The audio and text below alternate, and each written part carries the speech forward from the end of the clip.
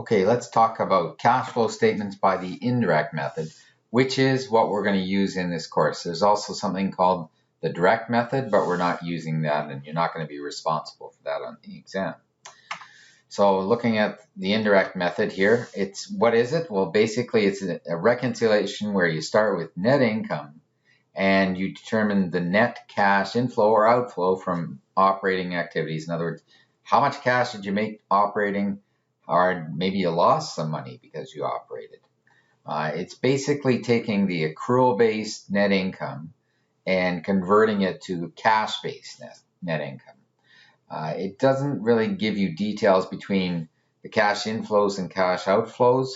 It's a little bit different, but it's very widely used. I've seen lots and lots of this in the past, and maybe less of the direct method. All the expenses are shown really as in an accrual basis on a financial statement. In this case, they're added back, or the net change in each one of these expenses is, or better yet, current assets and current liabilities. The net change in those is reflected in the indirect method.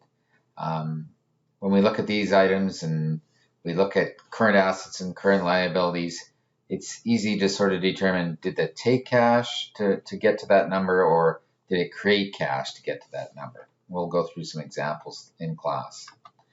Now, here's one here where we can see some stuff that doesn't necessarily create cash. So, for example, the gain on sale of property, plant, and equipment.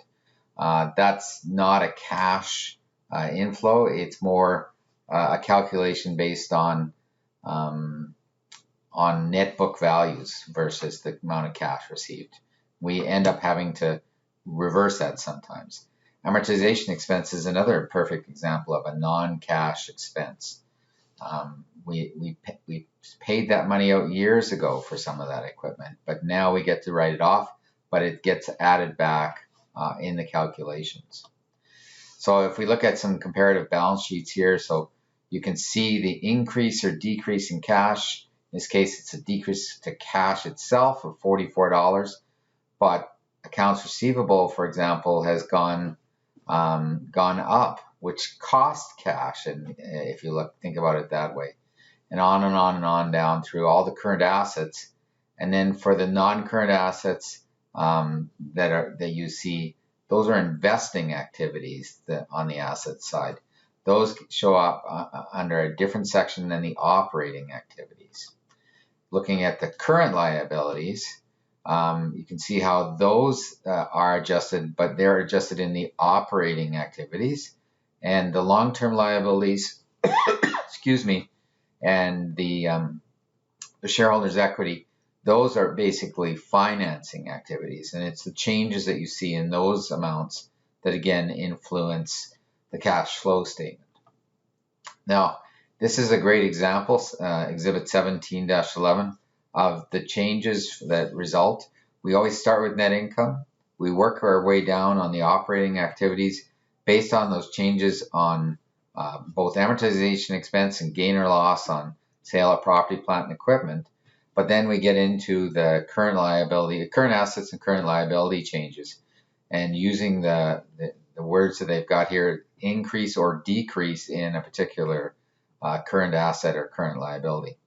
And then for the cash flows on the investing activities, you'll see all of those relate really to investing in property, plant, and equipment, or selling property, plant, and equipment, and loans or long-term investments. They're all those long-term assets. So again, we start with net income from the income statement, and we add back amortization expense, we add back losses, we subtract any gains. Then we go to the current assets and we compute the total year increase or decrease in each account except cash. And we add that to net income if the account's decreased, and we deduct it from net income if the account is increased. So that's how you work through it, at least on the current assets.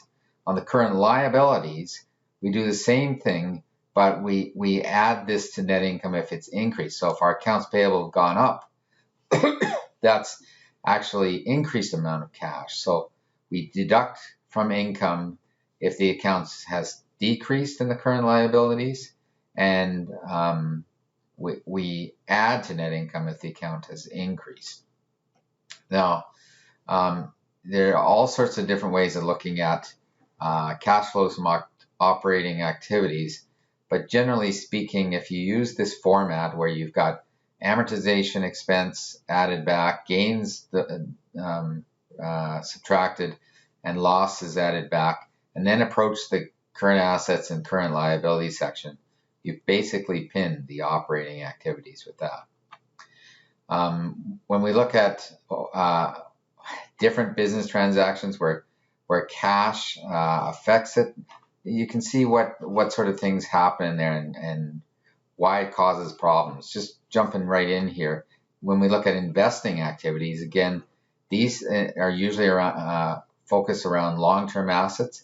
So when we invest in property, plant, and equipment, or we invest in intangible assets, or we invest in long-term investments, those amounts, those advances or repayments of those amounts show up in investing activities. And we usually look at those amounts in the cash flow statement, and we look specifically at what accounts they're related to. So in this case, what balance sheet account is used. So here's an example. You end up rebuilding the property, plant, and equipment note. You always start with the beginning balance, both for the cost and the amortization to get to the net. In this case, it was $525,000, and then we know the ending balance, right? The net book value is $1,087,000.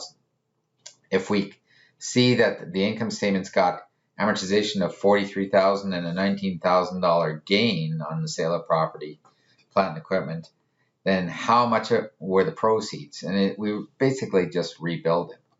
So you got to determine again what the book value of property, plant, and equipment was. And again, we've got it right here where we show the accumulated amortization. And you can see how we go through the net of that to figure out what the ending balance is. And all we have to do with that is try and figure out then the missing amount, which is the book value of the assets sold. We just need to calculate that number. Once we know that number and we know what the amount of the gain or loss was, we can determine how much the sale proceeds would have been, which is basically the book value of the assets sold plus the gain or minus the loss. That's where we get to the proceeds. And in this case, this calculation comes to 149. Again, we'll do some of those in class.